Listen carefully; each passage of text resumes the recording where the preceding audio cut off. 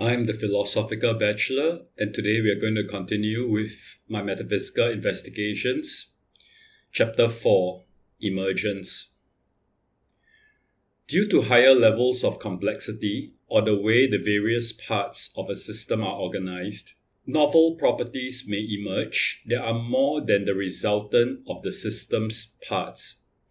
These new properties cannot be calculated or deduced from knowledge of the parts, and do not rely on external factors such as a vital force or God.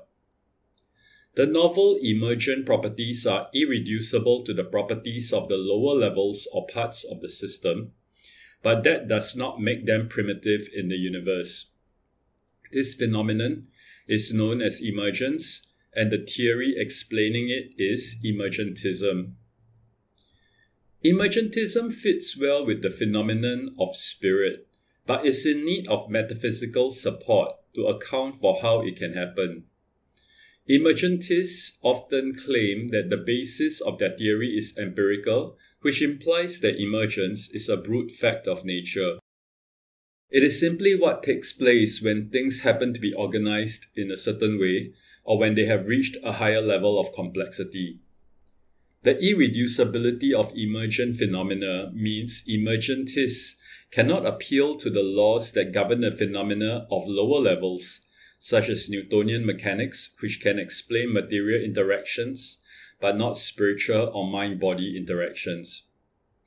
Richard Campbell has attempted just such a metaphysical explanation of emergence using quantum field theory in a process metaphysics framework. One source of difficulty for emergentism lies in how substance metaphysics is the accepted metaphysics grounding our understanding of nature. Substance metaphysics posits that entities are the base units that underlie reality, such as atoms which combine to give macroscopic objects. The term atom comes from the Greek word atomos, which means what cannot be cut, that cannot be further divided. The concept is attributed to Democritus, the pre-Socratic who first postulated that things are comprised of atoms. The question of what is primary is as old as Western philosophy. The pre-Socratics were in search of an arche or principle that explains all of nature. Many of them put forward as the arche one or the other of the four elements of fire, water, air, and earth. Aristotle tells us that Thales, considered the first philosopher of the Western tradition, thought that the arche was water. Anaximenes and Diogenes thought it was air. Hippasus of Metapontium and Heraclitus of Ephesus thought it was fire. Empedocles was perhaps the first to make a break from a single arche, believing it was all four of the primal elements. Anaxagoras of Clazomenae then claimed that arches are infinite in number, since parts of things are individual principles unto themselves. Parmenides returned to the single arche but went further, positing that it is not just that one arche underlaid everything. Everything is in fact one single monolithic, unchanging, and eternal thing. Heraclitus presented an opposite paradigm, that all is in flux, and considered fire to be the arche since fire was unstable and always changing. The impact of their contrasting views, unlike those of the others, persists till today. The problem Parmenides and later Plato was grappling with was how it was possible to know anything if things were continually changing. It seemed to them that we can only investigate what was fixedly permanent in order to figure out what was essential about it. If it kept changing, we will be unable to know what is essential and what is accidental in it. However, Plato, like Heraclitus, recognized that things in the phenomenal world seem to be in continual change. Plato thus put forward his theory of forms, where there is an intelligible realm in which resides the perfect forms of things. Before our birth, we were acquainted with this realm. Later, when we are living in the sensible world, sensible because our sensory apparatus gives us sensory perceptions, We can know the essence of sensible things because these sensible things recall to us the forms, which are what is essential about them, the rest being accidental. Sensible things participate in their forms and hence instantiate them, though they are imperfect copies. Plato hence took Parmenides' view for the intelligible realm and Heraclitus' view for the sensible world, resolving the epistemological difficulty of knowledge itself. Aristotle, Plato's student, however, rejects Plato's notion of the intelligible realm and its forms. He instead posits that form or morpher needs to reside in prime matter or hyla, a matter which completely lacks qualities or properties, in order to become an entity.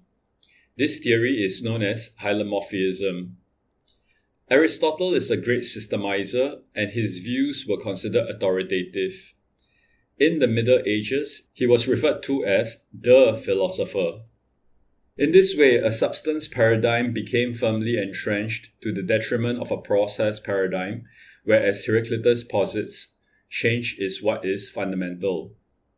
The phenomena of change thus became a major difficulty, since if an entity is characterized by its form or essence, how can it possibly change? And where does change come from, since it is not part of the essence of anything? In any case, our metaphysical understanding could have gone the other way, where Plato and Aristotle could have recognized the primacy of process, of flux, and then grounded their metaphysics on change or the accidental. The phenomena of permanence would then have become the major difficulty, since if process, flux, or change is what is fundamental, how can they account for what seems to be stable and lasting entities? Given how ingrained the substance view is in our way of thinking about the world, it is understandable that we feel a resistance to the notion that flow, flux, and change is a better way. Some examples can help by reminding us that the idea of change is not alien, that we have simply thought about flux as static, which then led to irresolvable puzzles such as Zeno's paradoxes. Consider what makes a river a river. A river is not its banks, which are merely its static boundaries. It is instead characterized by its flowing waters bounded by static banks. If its waters cease to flow, then it is no longer a river but a pond or a lake. What is essential to the concept of river is its changing waters.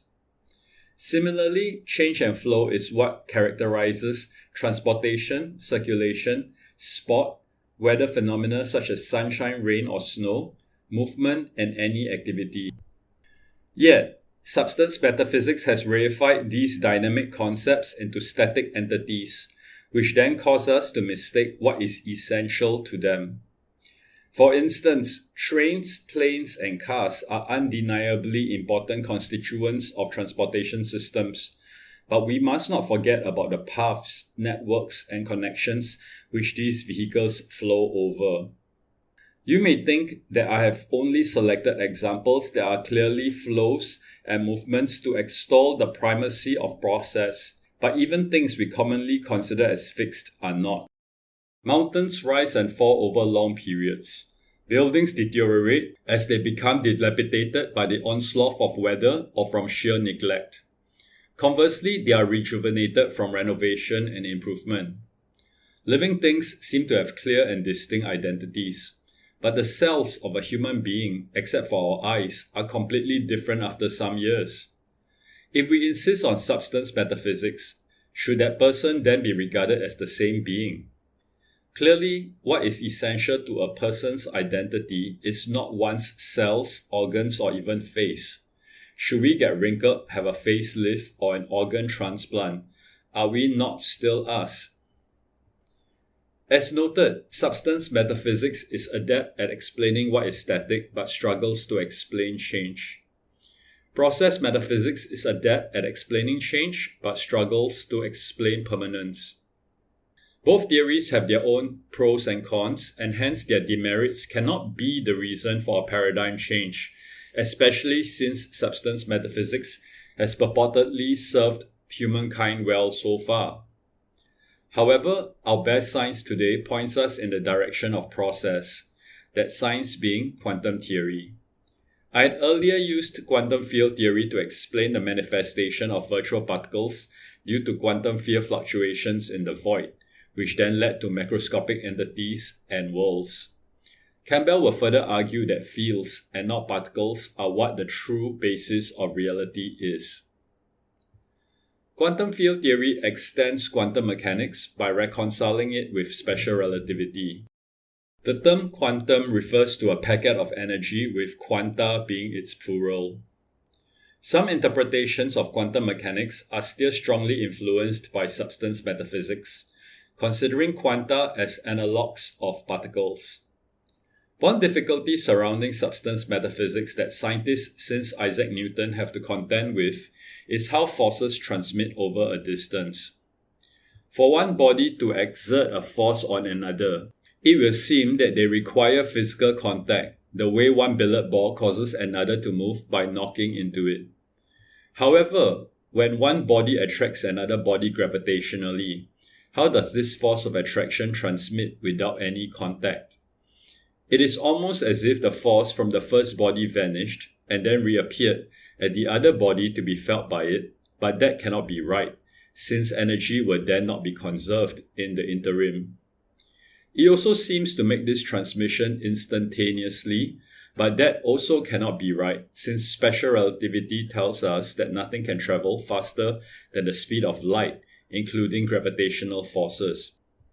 Fields overcome these difficulties by being the medium through which forces and energy can travel.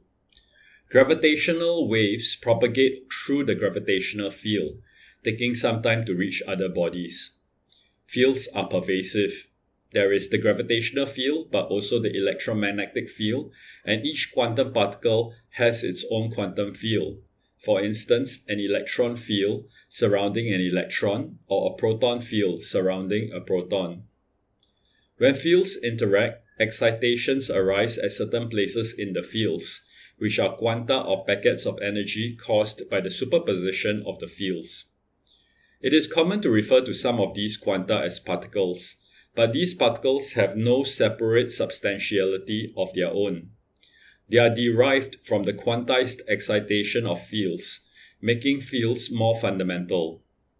In this paradigm, particles and physical entities are useful fictions for what in reality are quanta or packets of energy arising from field interactions. Everything is ultimately composed of quantum fields of various scales and complexity, writes Campbell.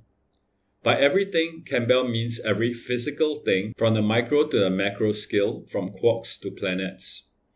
This requires us to consider fields and the relations between them as the source of the properties of all entities. Some thinkers have argued that quantum theory is merely a mathematical construct, a convenient theoretical method that does not correspond to the ontology of reality, but there is physical evidence at both the micro and macro scale for it. I had earlier mentioned the Casimir effect, which demonstrates the existence of virtual particles. Virtual particles are a consequence of quantum field theory, where fluctuations and interactions of fields, even in a vacuum, generate virtual particle pairs, a particle and an antiparticle that usually annihilates very soon after. In quantum field theory, a vacuum is not completely devoid of everything. There are fields in it because quantum fields are a fundamental property of space itself. Because there are fields, field fluctuations arise as a consequence of Heisenberg's uncertainty principle, leading to virtual particles. As for macro phenomena, superconductivity and quantum computers rely on quantum theory. In addition, fields and their organizations can account for each of the elements in the periodic table and their chemical reactions using quantum chemistry and its associated molecular orbital theory. Since fields are more fundamental, we can in principle do away with the notions of particles and entities, even in physics and chemistry, if quantum theory is right. Quantum theory is among the most successful theories of physics as it is well tested and gives precise results that agree with experiments. For our purposes, quantum theory, specifically quantum field theory, gives us a way to move away from a particle and physical entity paradigm to a process paradigm where what exists ontologically are fields and their interactions, that is, processes. There are two further consequences, the first being the old canard of how science is deterministic with its negative implications for free will. Heisenberg's uncertainty principle definitively tells us that uncertainty in physical variables is an ontological characteristic of the stuff in the universe. It is not merely that we do not have enough knowledge or are unable so far to technically calculate the variables, but may in future be able to do so when we gain more knowledge or develop better methods. This uncertainty is an outcome from wave-particle duality, making it a characteristic of reality itself.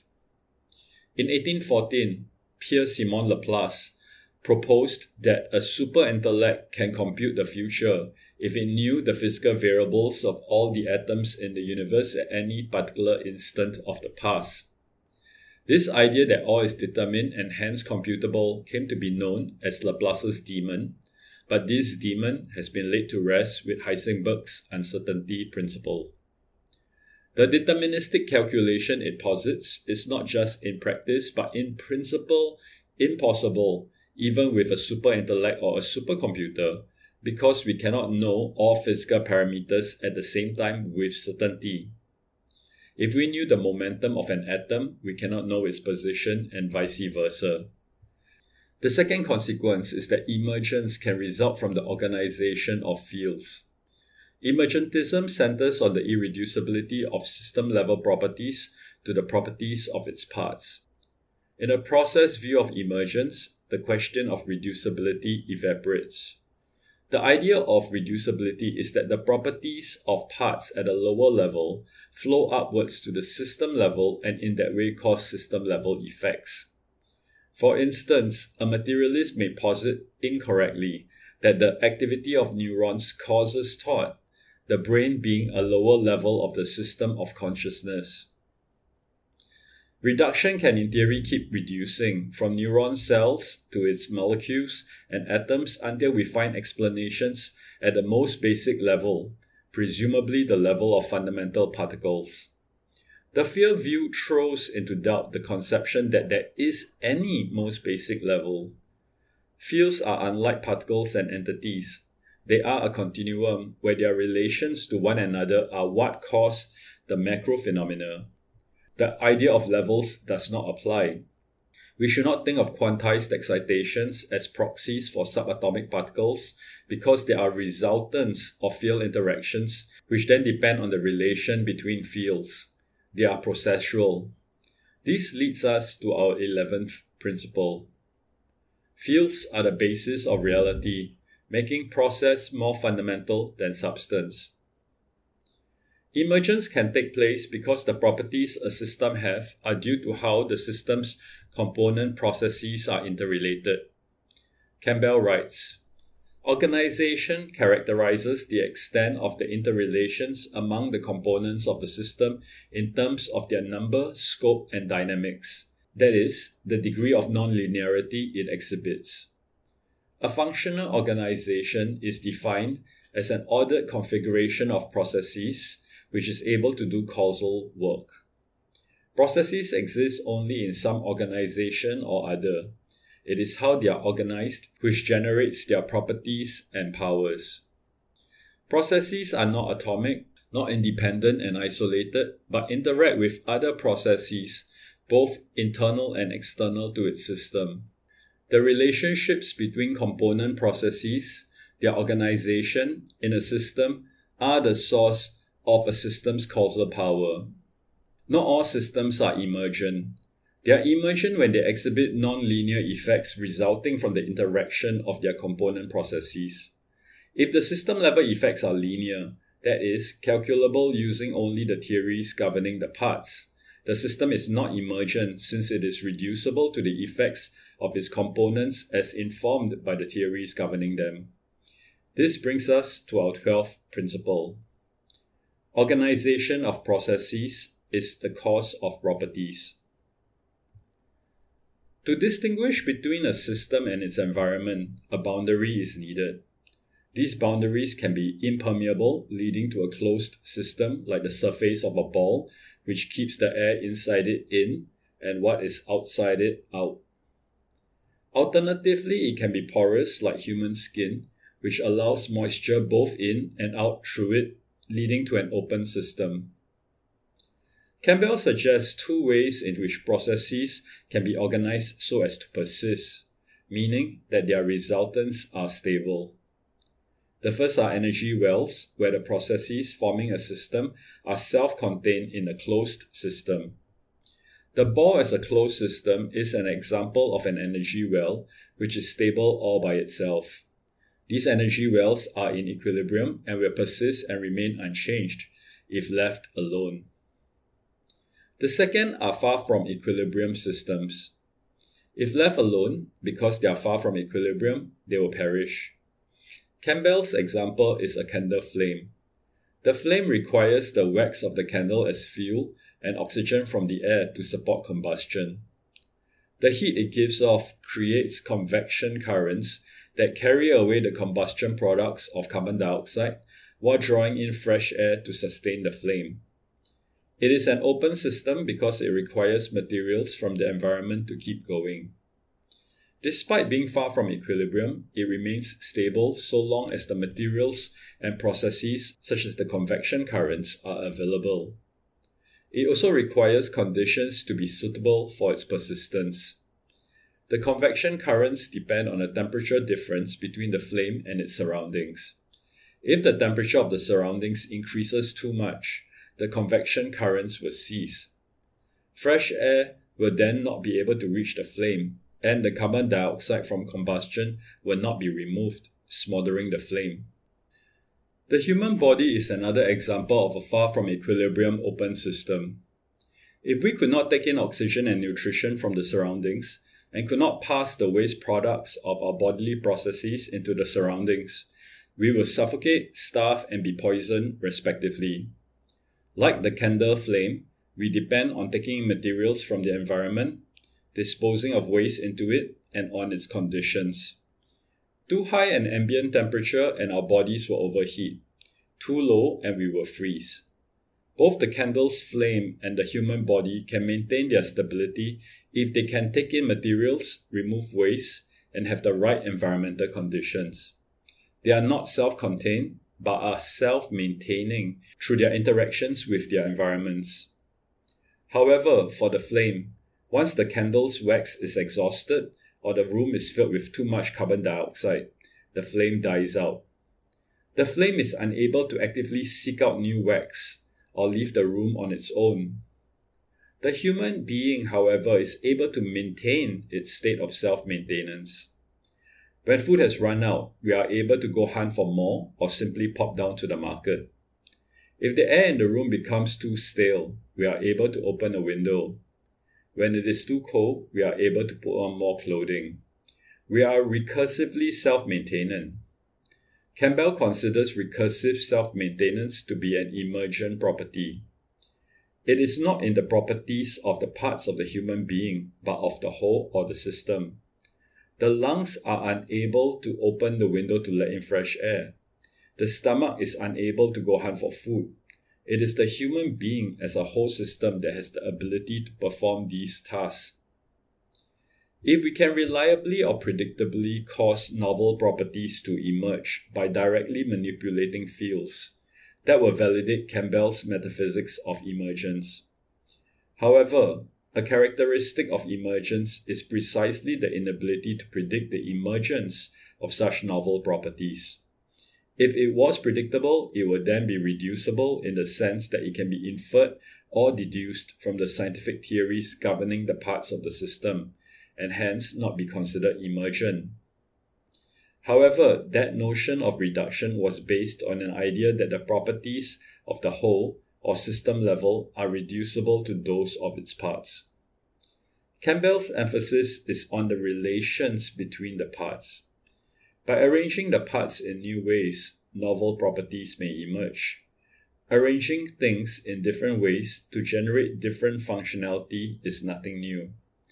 Wheels and shoes, when combined, create a whole new way of getting around while having fun. Fan blades, when mounted vertically, can be used in windmills to generate electricity. When mounted horizontally, they can be used as helicopter blades to generate aerodynamic lift.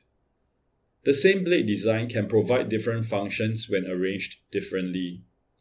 These examples show how Campbell's insight that it is not just the parts themselves that determine function but how they are arranged, their relations, makes sense even if one does not accept process metaphysics or quantum field theory.